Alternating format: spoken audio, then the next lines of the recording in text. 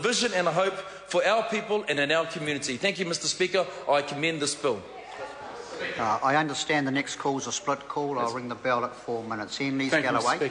Mr. Speaker, that contribution from Alfred Naro absolutely sums up what this bill is all about. All he talked about was branding.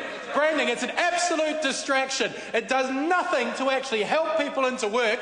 All it is a branding exercise. Alfred Naro talked about the branding of the different benefits, but I tell you what, this isn't about branding the benefits. This is about branding beneficiaries. That is all that this bill is about. When the government's in trouble, when it knows that there are 270,000 children growing up in poverty in this country, when it knows that income disparity is greater now than it has ever been before, and that is a direct result of the policies that this government has implemented, what does it do?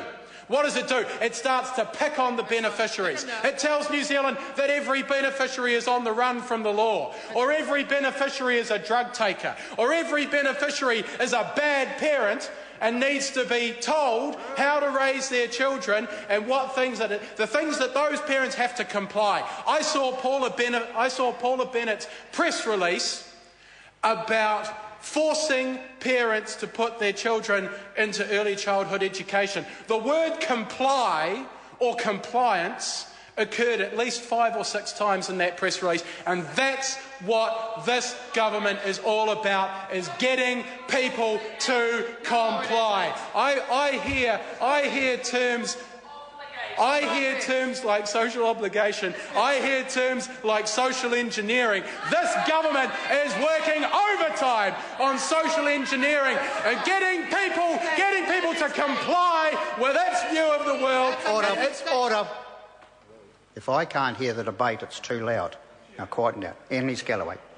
Thank you, Mr. Speaker. I don't mind the government members screaming back at me, because I know that's when they know they've been found out. That's because they know they have been found out about what this legislation is really about. It is about pitting one New Zealander against their neighbour.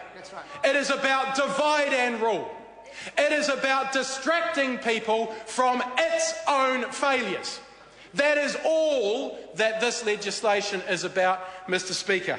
It will do nothing to get people into work. Tim McIndoe tried to smear the last Labour government's record. He tried to say that all the last Labour government did was shift people from one benefit to the other. Well, I have news. Melissa Lee believes that lie as well. Melissa Lee has fallen into that trap as well. Order.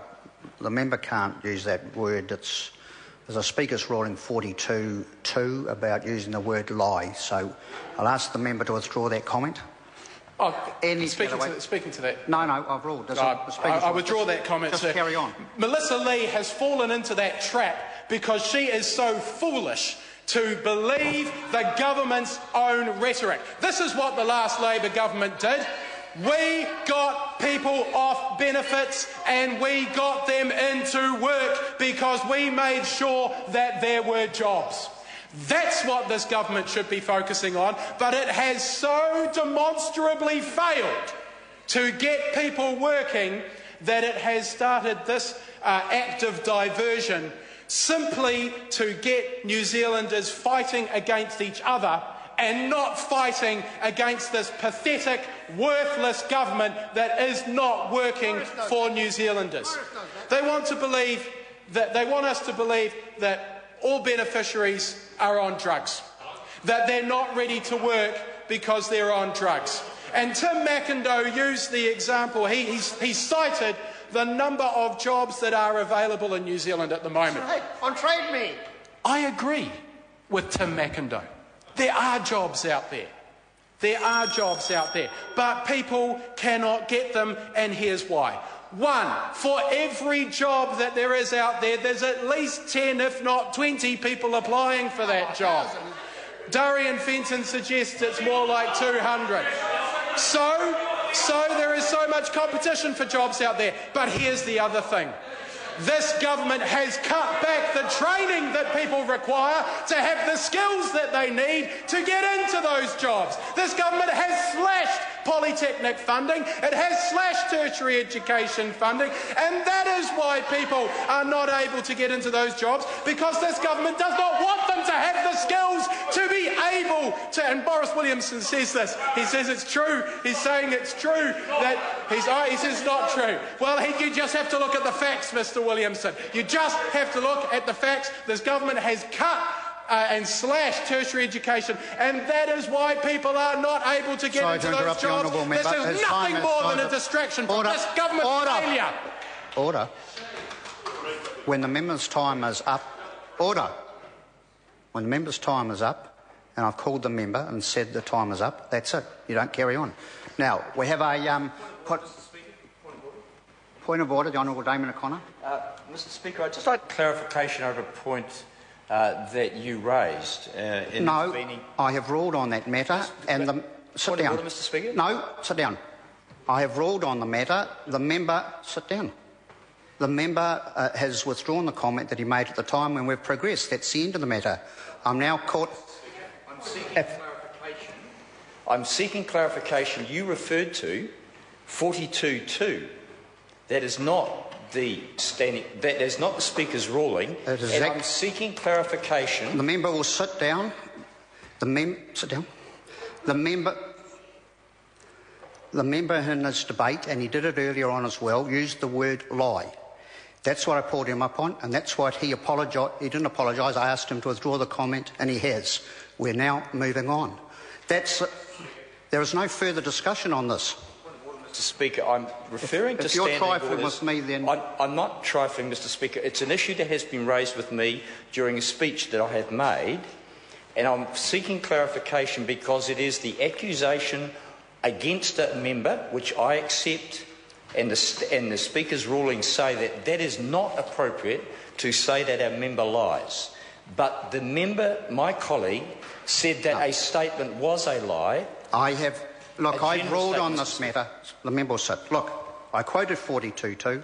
The member, when I asked him to withdraw the comment, did so, and that's the end of the matter, and I'm calling the Green member. Holly Walker. The Honourable, now look, I've ruled on this. The Honourable Trevor Mallard, I have actually ruled on this. Mr. Speaker, I'd like to refer you to the ruling on Tuesday of this week from the Honourable Dr. Lockwood Smith in the chair during question time, where he in fact allowed that comment to be made about a member during question time, sir. And can I complete my comment, please? And, sir, that was consistent with the ruling from Speaker Wilson when the Honourable Dr. Lockwood Smith himself used that. So it has been ruled out as a matter of interjection, but not as part of a question or a debate. What you're not allowed to do is to say someone lied in here, sir, but the rulings have consistently been that people can say, especially if there's justification, that people lied outside.